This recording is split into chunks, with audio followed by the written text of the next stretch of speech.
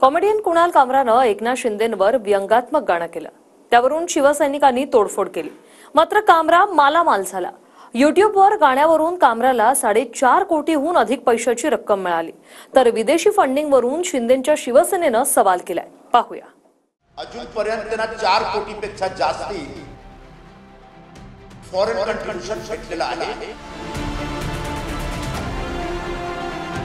याच्यामध्ये एकच समाजचे लोक जास्ती आहेत की त्यांच्यासाठी फतवा जारी झालेला आहे का की तुम्ही यांना मदत करा। कॉमेडियन कुणाल कामरानं विडंबनात्मक गाण्यातून शिंदेंवर निशाणा साधला। त्यावरून शिंदेंची शिवसेना तोडफोडीपर्यंत आली।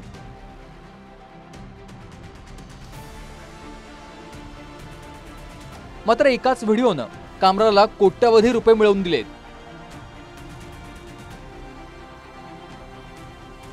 पण विशिष्ट समाजाकडूनच पैसे दिले जात आहेत, काही फतवा जारी झालाय का, असा सवाल संजय निरुपमांनी केला।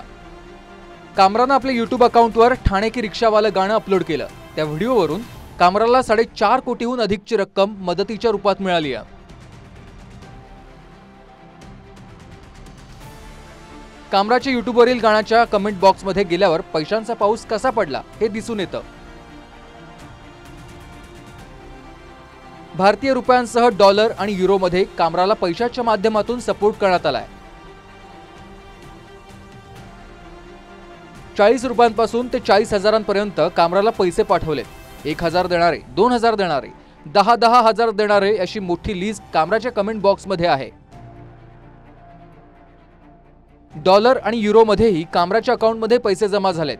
$10, $25, $100। सध्या एका डॉलरची किंमत 85 रुपये आहे। 10 युरो, 100 युरो, 120 युरोपर्यंत कामराला लोकांनी पैसे दिलेत। भारतीय रुपयांनुसार 1 युरो म्हणजेच 92 रुपये आहे। त्यांचा जो वेगवेगळा व्हिडिओ आहे, शिंदे साहेबांच्या विरोधात, पंतप्रधान नरेंद्र मोदी यांच्या विरोधात, सुप्रीम कोर्टच्या विरोधात, या सगळ्या व्हिडिओवर त्यांना खूप मोठ्या प्रमाणात फंडिंग भेटत आहे। अजूनपर्यंत त्यांना 4 कोटीपेक्षा जास्ती फॉरेन कंट्रीब्युशन भेटलेलं आहे। अमेरिकेतून पण हे येत आहे। आता हे सगळे पैसे देणारे जे लोक आहेत, याच्यामध्ये एकच समाजचे लोक जास्ती आहेत की त्यांच्यासाठी फतवा जारी झालेला आहे का की तुम्ही यांना मदत करा। असं आहे की हे तर पक्का आहे की त्या ठिकाणी सुपारी घेऊन ही सगळी कामं चाललेली आहेत, पण त्याच्यावर मी स्वतंत्रपणे बोलेन। कुणाल कामरानं मद्रास हायकोर्टातून 7 एप्रिलपर्यंत ट्रान्झिट अटकपूर्व जामीन मिळवलाय आणि 31 तारखेला तो मुंबई पोलिसांसमोर हजर होणार आहे। तर आपण कामराशी बोललो असून त्याला कायद्याला सामोरं जाण्यास सांगितल्याचं राऊतांचं म्हणणं आहे। 31 तारखेला कुणाल कामरा मुंबई पोलिसांना चौकशीसाठी सामोरं जाणार आहे। हो, माझ्याशी कालच त्याचं माझं बोलणं झालं। अच्छा, म्हणजे तुमचा आणि त्याचा संपर्क संवाद आहे। मी त्याला म्हणालो की आपण कायद्याला सामोरं जायला पाहिजे।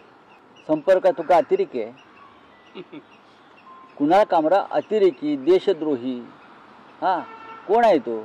तो अल कायद्याचा मेंबर आहे का? कुणाल कामराचा जो व्हिडिओ आहे, ज्याच्यामध्ये त्यांनी महाराष्ट्राचे पूर्व मुख्यमंत्री आणि विद्यमान उपमुख्यमंत्री और आमचे नेते एकनाथ शिंदे साहेबांची विटंबना केली आहे, त्यांचा चरित्र हनन केलेलं आहे, याच्या मागे उबाठाचा हात आहे। उबाठाचे प्रवक्ते संजय राऊत यांनी स्वीकारलेलं आहे की आम्ही त्यांच्याशी संपर्कात आहोत। ठाकरेंची शिवसेना कुणाल कामराच्या समर्थनार्थ आहे, तर शिंदेंची शिवसेना चोप देण्याचा इशारा देते। शिंदेंचे मंत्री सुद्धा 3rd डिग्री सारखे शब्द वापरतायत। त्यामुळे राऊतांनी कंगना राणावतला दिलेल्या सुरक्षेवर बोट ठेवलं। कंगनानं मुंबईला पाकिस्तान म्हटलं तरी केंद्रानं कंगनाला Y+ सुरक्षा दिली। आता कामरालाही सुरक्षा द्या अशी मागणी राऊतांची आहे। कंगना राणावतचा आणि आमचा एक वाद झाला।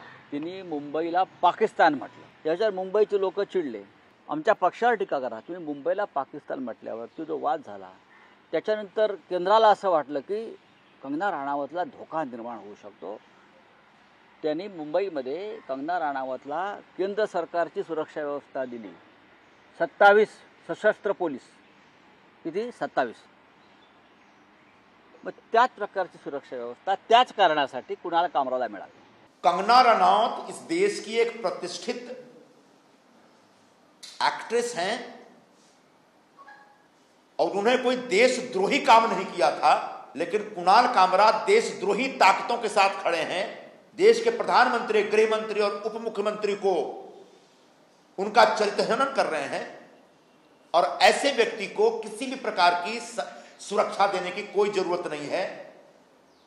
उसके लिए अगर कोई सुरक्षित जगह है तो वो सिर्फ और सिर्फ जेल है। विदेशी फंडिंगवरून शिंदेच्या शिवसेनेनं याआधीही प्रश्न उपस्थित करून निशाणा साधलाय। कामराला मिळालेल्या पैशांची चौकशी करावी अशी मागणीही शिंदेच्या शिवसेनेनं केली आहे। आता निरुपमांनी कामरा देशद्रोही ताकदीसोबत असल्याचं म्हटलंय। अर्थात मुंबई पोलिसांसमोर कामरा 31 तारखेला येणार आहे। त्यातून विडंबनात्मक गाण्यासह इतर बाजूंचीही चौकशी होईल। गोविंद ठाकूरसह गणेश थोरात, TV9 मराठी, मुंबई।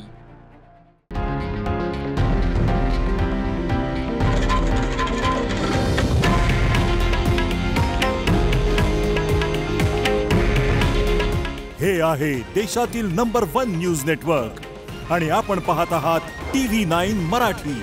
काळजी तुमची, हित महाराष्ट्राचं।